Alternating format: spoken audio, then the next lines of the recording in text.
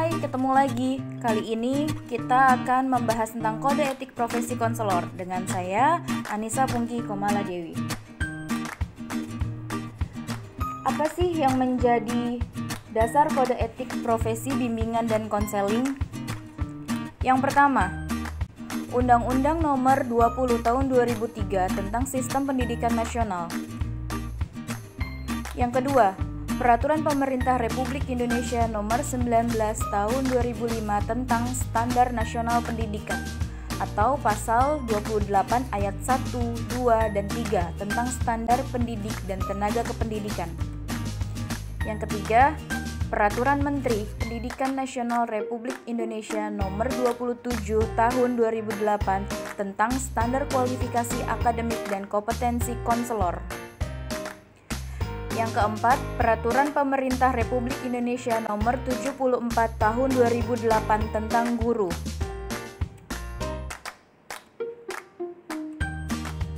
Profesi konselor. Yang pertama, secara kompetensi. Secara kompetensi, sosok utuh kompetensi konselor terdiri atas dua komponen yang berbeda, namun terintegrasi dan praktis, sehingga tidak bisa dipisahkan, yaitu kompetensi akademik dan kompetensi profesional.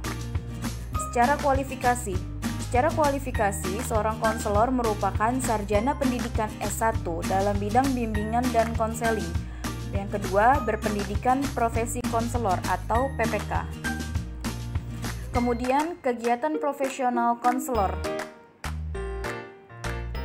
Secara informasi, penyimpanan dan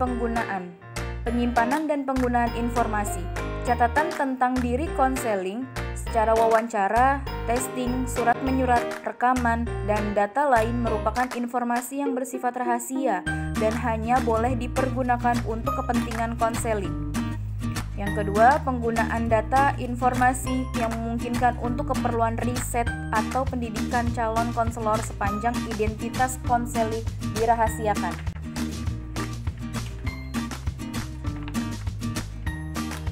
Kemudian penyampaian informasi tentang konseling kepada keluarganya atau anggota profesi lain membutuhkan persetujuan konseling. Penggunaan informasi tentang konseling dalam rangka konsultasi dengan profesi yang sama atau yang lain dapat dibenarkan asal kepentingan konseling tidak dirugikan. Penggunaan keterangan dan mengenai informasi profesional hanya boleh diberikan kepada orang yang berwenang menafsirkan dan menggunakannya. Testing. Suatu jenis tes hanya diberikan oleh konselor yang berwenang menggunakan dan menafsirkan hasilnya.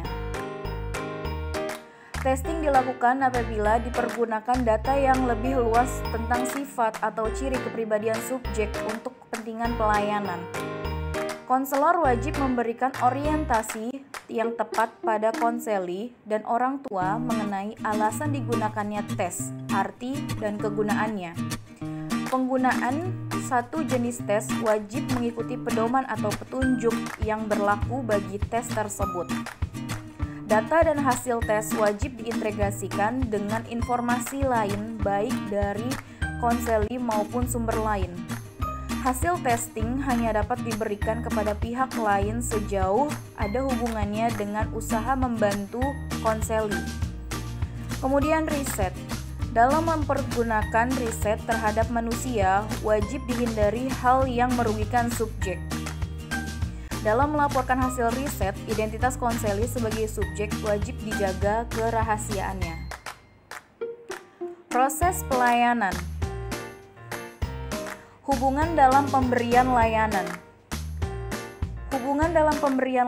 Konselor wajib menangani konseling selama ada kesepakatan dalam hubungan antara konseling dengan konselor.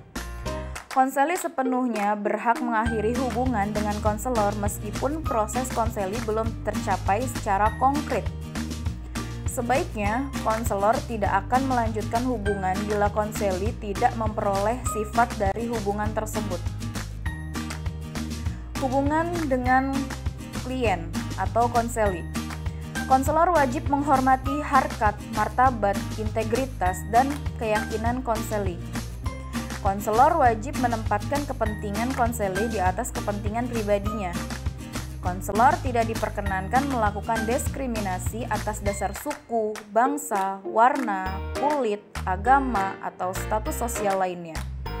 Konselor tidak diperkenankan memaksa seseorang untuk membantu bantuan pada seseorang tanpa izin dari orang yang bersangkutan. Konselor wajib memberikan pelayanan kepada siapapun, terlebih dalam keadaan darurat atau banyak orang yang menghendakinya. Konselor wajib memberikan pelayanan hingga tuntas sepanjang dikehendaki konseli.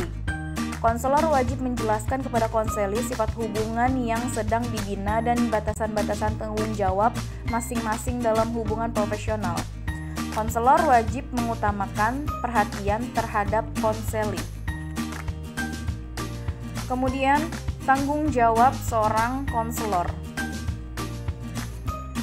Yang pertama, tanggung jawab konselor terhadap siswa. Konselor memiliki kewajiban utama untuk memperlakukan siswa sebagai individu yang unik dengan setiap sikap respeknya. Konselor secara penuh membantu konseli dalam mengembangkan potensi atau yang membutuhkannya, baik yang terkait dengan personal, sosial, pendidikan, maupun vokasional, dan mendorong konseli untuk mencapai perkembangan yang optimal. Menahan diri dari upaya menolong siswa untuk menerima nilai gaya hidup dan keyakinan yang menjadi orientasi pribadi konselor itu sendiri. Bertanggung jawab untuk memelihara hak-hak konseli, memelihara kerahasiaan data konseli, memberikan berbagai informasi yang dibutuhkan oleh konseli. Kemudian, tanggung jawab konselor kepada orang tua. Melakukan hubungan kerjasama atau kolaborasi dengan orang tua siswa dalam memfasilitasi perkembangan siswa secara optimal.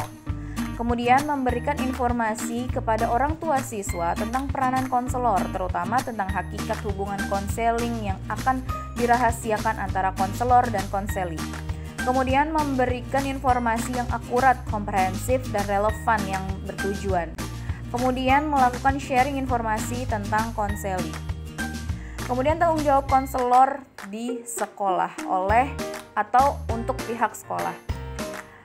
Membangun dan memelihara hubungan kooperatif yang kepada guru, kepala sekolah, staf-staf sekolah dalam rangka memfasilitasi pelayanan dan pelaksanaan program bimbingan dan konseling. Kemudian menerima masukan, pendapat, atau kritik dari kepala sekolah dan guru-guru sebagai dasar untuk mengembangkan atau memperbaiki program bimbingan dan konseling.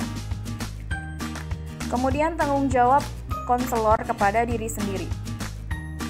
Menyadari bahwa karakteristik kepribadiannya memberikan dampak terhadap kualitas layanan konseling.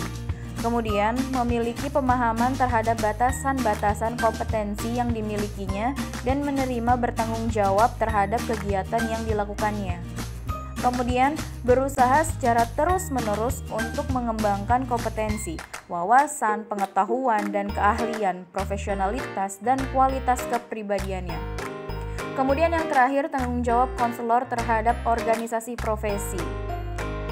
Dalam melaksanakan hak dan kewajiban konselor, wajib mengaitkan dengan tugas dan kewajiban terhadap konseli dan profesi sesuai kode etik untuk kepentingan dan kebahagiaan konseli. Konselor tidak dibenarkan menyalahgunakan jabatan sebagai konselor untuk maksud mencari keuntungan pribadi atau maksud lain yang merugikan konseli, atau menerima komisi atau balas jasa dalam bentuk yang tidak wajar. Kemudian, kerahasiaan. Kerahasiaan dalam komunikasi dan hal-hal yang bersifat pribadi. Konselor menyadari bahwa kepercayaan merupakan hal yang paling utama dalam hubungan konseling. Konselor berusaha mendapatkan kepercayaan konseling melalui hubungan konseling, menciptakan batasan dan keleluasaan yang sepatutnya, sehingga menjaga kerahasiaan. Konselor mengkomunikasikan tolak ukur kerahasiaan dengan cara yang baik dan bisa diterima oleh konseli. Yang pertama, menghargai hak-hak klien, di mana kesadaran konselor akan keberagaman atau hal yang bersifat multikultural. Kemudian, menghargai hal-hal yang bersifat pribadi menyangkut kehidupan konseli. Kemudian, menghargai kerahasiaan informasi mengenai konseli. Dalam hal ini, konselor hanya sebagai informasi seizin konseli atau berdasarkan pertimbangan etis dan hukum. Kemudian, berbagi informasi dengan pihak lain. Ada beberapa pihak yaitu pegawai lembaga. Dalam hal ini, konselor harus memastikan keamanan dan kerahasiaan informasi mengenai data-data konseli yang diurus oleh pegawai lembaga, termasuk pegawai, mahasiswa, asisten, atau tenaga sukarela. Kemudian tim konselor. Jika penanganan konseli melibatkan sejumlah konselor dengan peranan masing-masing, maka konseli terlebih dahulu diberitahukan mengenai hal tersebut dan informasi-informasi apa saja yang mengenai dirinya yang akan dibagi dalam tim tersebut.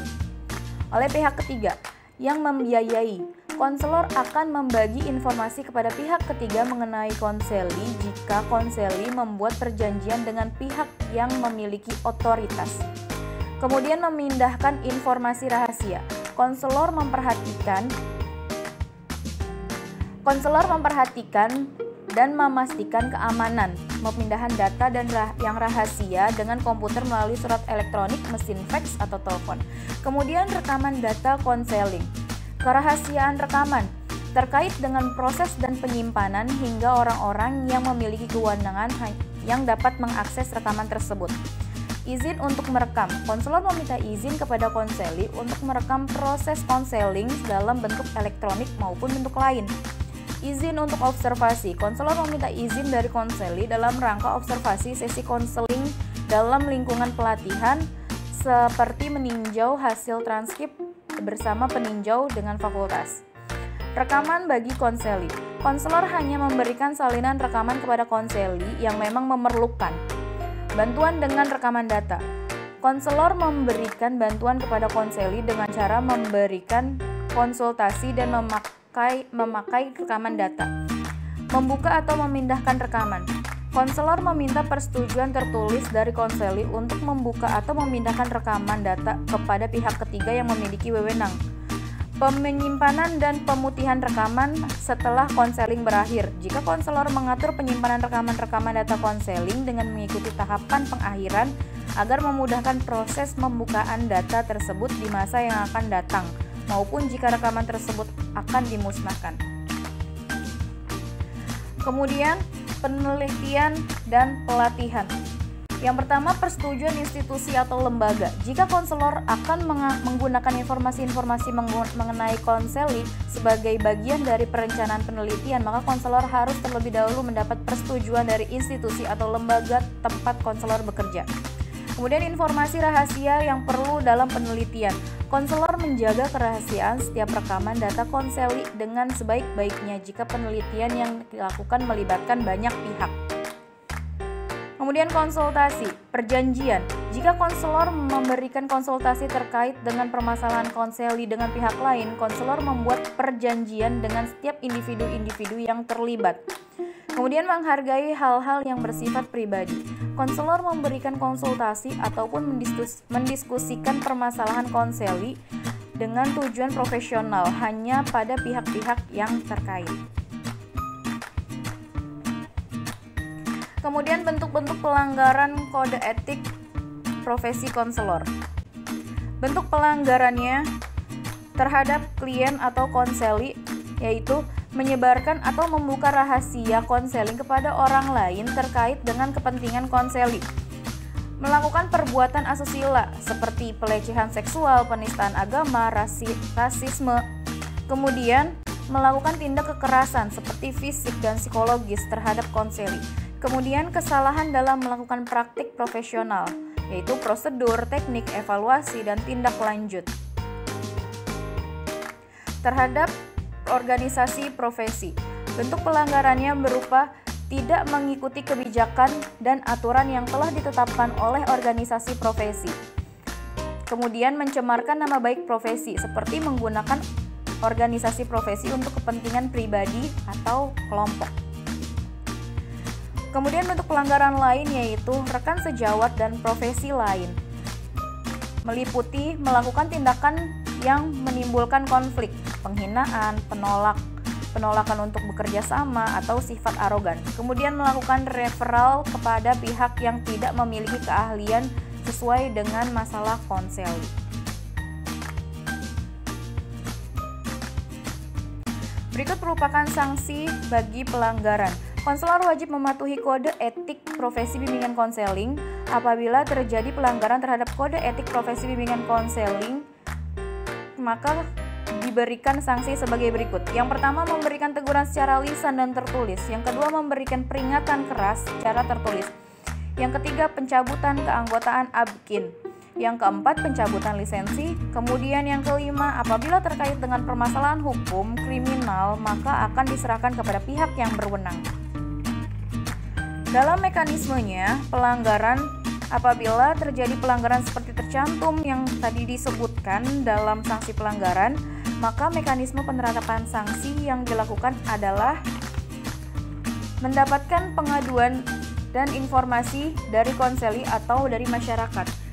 Yang kemudian pengaduan disampaikan kepada Dewan Kode Etik di tingkat daerah. Yang kemudian apabila pelanggaran yang dilakukan masih relatif ringan, maka penyelesaian dilakukan oleh Dewan Kode Etik tingkat daerah.